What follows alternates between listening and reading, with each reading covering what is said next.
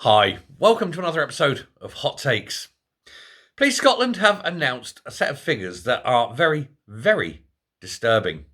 It appears that the senior detectives that investigate the very worst of crimes, we're talking murder, sexual crimes, serious assaults, that sort of thing, their numbers have been falling and falling steadily for about 5 years now.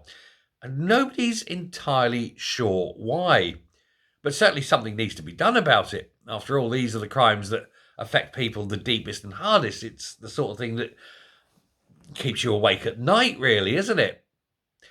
And yet these cops can't just be readily replaced. They're dedicated detectives. They're a specialist force. You don't just sort of pass your detectives test, get your nice shiny detectives badge, and go straight into the murder squad.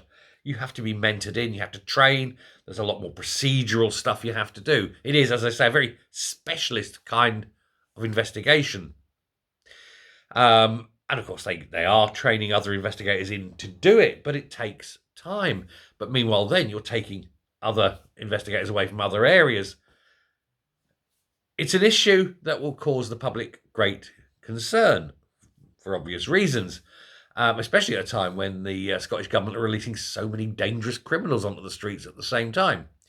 It's all, headed for catastrophe, I think. But the public safety fears, of course, these are being raised. People are questioning this. They're saying, what the hell's going on and why are so many leaving? And like I say, it's one of those mysteries. Now, they're abandoning because a lot of them basically are able to take their pensions and go because they just see the stresses involved in the job because there's not enough policemen. They're being massively overworked. The pressures are terrible. There's a lot of strain on mental and physical health. There's a lot of strain emotionally when you're dealing with these things day in, day out, when you're seeing the worst of humanity every single day without respite because there's no one who can take over the next case for a while. You can understand why people burn out so quickly. It is a high stress job. Make no bones about it. You wouldn't want to do the job if you could not avoid doing it. I'm sure you get the satisfaction when you actually jail someone or arrest someone. It's the courts that jail, but then half the time you watch them walk free anyway for some of these crimes. Most disappointing.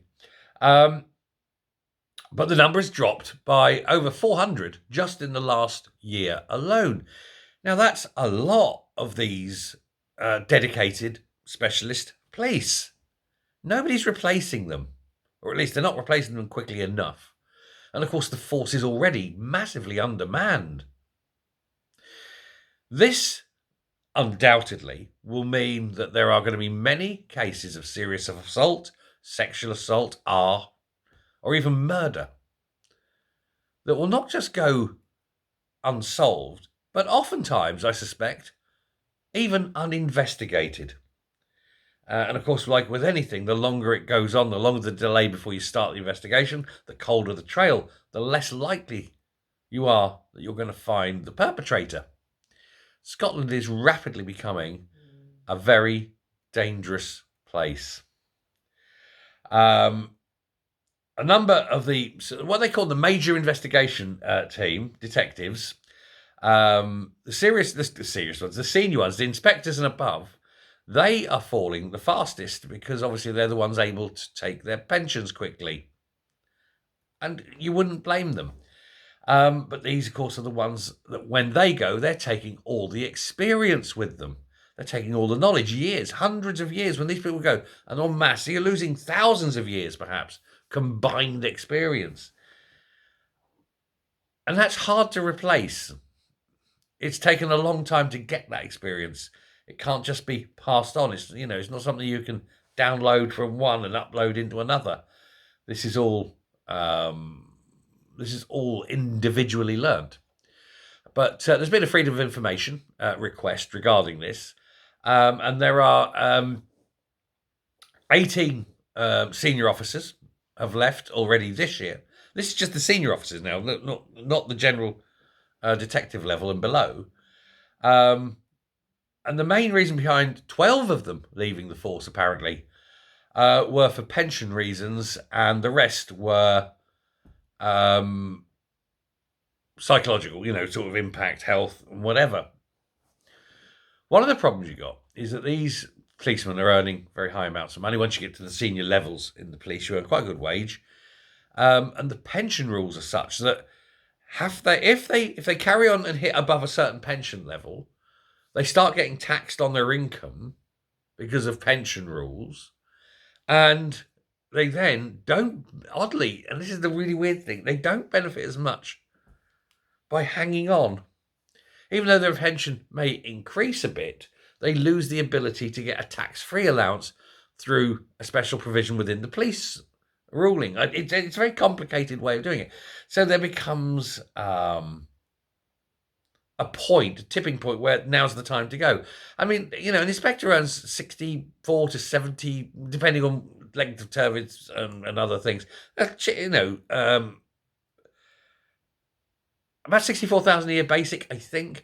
But, once you start putting overtime on, things like that, it's entirely easy to imagine that, an inspector who is the bottom rank of the senior levels could earn 100,000 a year.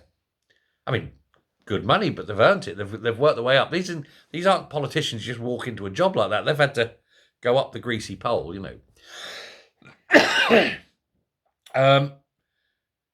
But you've got to think about the amount of tax they're paying, much higher in Scotland. And of course, that's at the senior level. Now, at the junior level, it's been revealed that a lot of the junior detectives are actually abandoning ship. They're still policemen, They haven't given up being policemen. They're just not policemen in Police Scotland.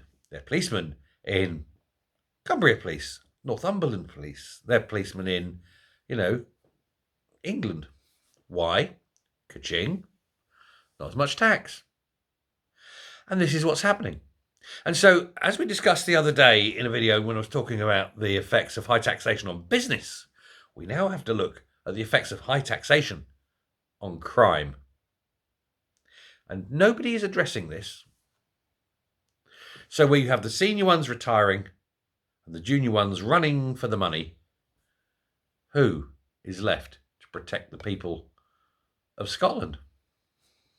Nobody knows.